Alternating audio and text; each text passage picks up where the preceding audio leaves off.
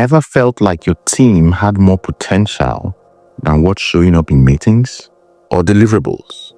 Like they are capable of brilliance, but something is just not clicking. Here's the truth. Most people don't need more pressure. They need more clarity, trust, and purpose. And as a leader, you have the power to unlock that. Today, I'm sharing 5 simple but very powerful ways to get the best out of your direct reports, whether you are managing one person or leading a whole department. So let's get into it. The first, set clear expectations, then repeat them. One of the most common reasons teams underperform isn't lack of skill. It's unclear direction.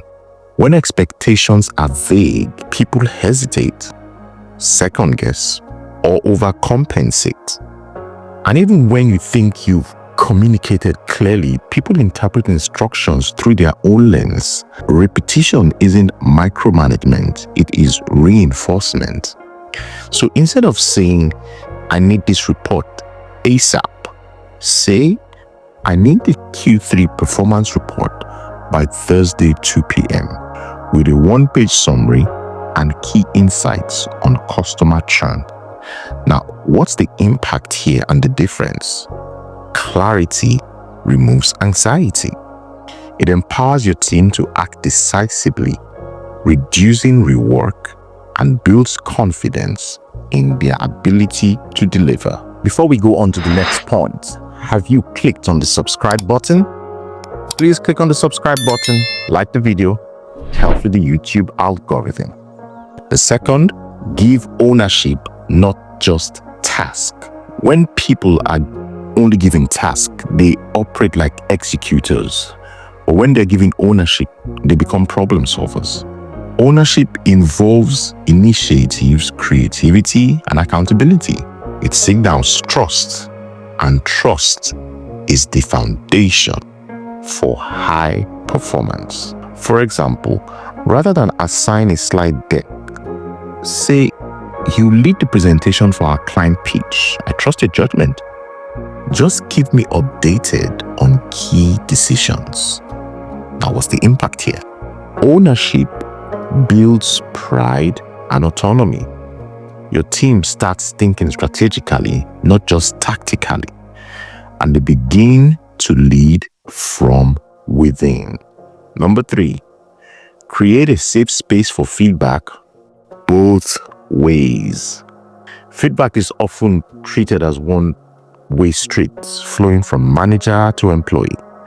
But when it becomes a dialogue, it transforms relationships. A psychologically safe environment allows people to speak up, challenge ideas, and share concerns without fear. And when leadership invites feedback, it models humility and growth. For example, try this in your next one-on-one. What's one thing I could do differently to support you better? Now, what's the impact here? Trust deepens. Your team feels heard, valued, and empowered to contribute beyond their job description. It also helps you grow as a leader. Number 4, celebrate progress, not just perfection. Many professionals only hear praises when they hit major milestones. But progress is built in the small wins, the improved presentation, better time management, the extra effort. When leaders only celebrate perfection, they unintentionally discourage taking risk and learning. For example, if someone improved their presentation skills, say, I noticed how confidently you handled your Q&A session today.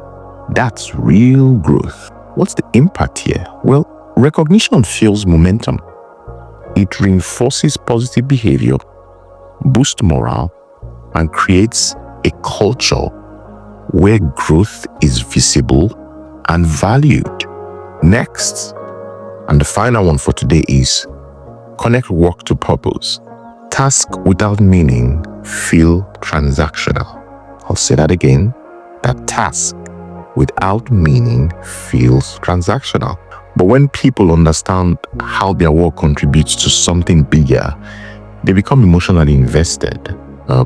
Purpose isn't just a buzzword, it's a performance driver, especially in today's workforce where values and impacts matter more than ever. So for example, instead of saying we need to hit our numbers, say, if we hit this target, we will be able to expand our impact and serve more communities. What's the impact of that change? Well, purpose turns pressure into passion. Your team becomes more resilient, more engaged, and more committed to the mission, not just the metrics. In closing, great leadership isn't about control. It's about cultivation. You don't grow people by pulling them up. You grow people by building the kind of environment where they rise on their own. Thank you for listening. See you at the next episode of 9 to 5 and Thriving.